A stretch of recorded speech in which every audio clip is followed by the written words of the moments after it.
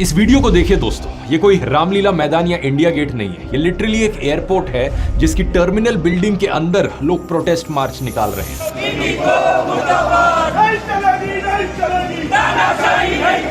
पिछले 3 दिनों से इंडिया के लगभग हर मेजर एयरपोर्ट पर अफरा तफरी मची हुई है। लोग चिल्ला रहे हैं, चीख रहे हैं।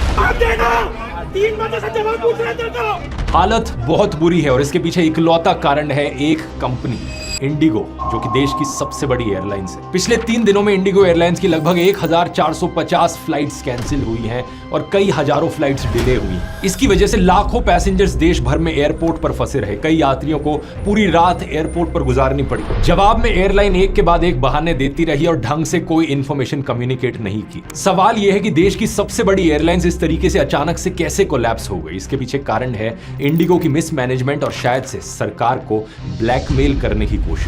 कुछ समय पहले की बात है दोस्तों, DGCA ने नए flight duty time limitation rules बनाए जिससे पायलट्स और क्रू को प्रॉपर रेस्ट मिल सके और पैसेंजर्स की सेफ्टी बेटर हो सके। इन नए रूल्स के अनुसार पायलट्स और क्रू के लिए वीकली रेस्ट पीरियड 36 घंटे से बढ़ाकर 48 घंटे कर दिया गया और डेली वर्किंग आवर्स 8 घंटे किए गए। इसके अलावा नाइट लैंडिंग्स को 6 से घटाकर 2 कर दिया गया। इन रूल्स का मतलब है कि अब सेम नंबर ऑफ फ्लाइट्स को ऑपरेट करने के लिए एयरलाइंस को ज्यादा पायलट्स और क्रू मेंबर्स हायर करने पड़ेंगे। इन रूल्स को ओरिजिनली मार्च 2024 में इंप्लीमेंट किया जाना था, लेकिन तब इंडिगो और बाकी एयरलाइंस ने कहा नहीं, ये तो बहुत जल्दी है, प्लीज इसे डिले करो क्योंकि हमें थोड़ा समय चाहिए नए पायलट्स और क्रू मेंबर्स को हायर करने के लिए। लेकिन 18 महीने का टाइम दिए जाने के बाद भी इंडिगो ने ढंग से हायरिंग नहीं करी। एयरलाइंस पायलट एसोसिएशन के प्रेसिडेंट सैम थॉमस का कहना है कि जब भी रूल्स एयरलाइंस के फेवर में नहीं होते तो एयरलाइंस फ्लाइट डिले कर देती हैं या कैंसिल कर देती हैं ताकि सरकार पर रूल्स चेंज करने का प्रेशर बनाया जा सके। इसलिए कहा जा रहा है कि इस तरीके से फ्लाइट्स को कैंसिल करना यह कोई प्लानिंग फेलियर नहीं था, बल्कि एक कैलकुलेटेड स्ट्रैटेजी थी। जानबूझकर अफरा तफरी मचा दो एयरपोर्ट पर ताकि DGCA मजबूर हो जाए इन रूल्स को वापस लेने पर।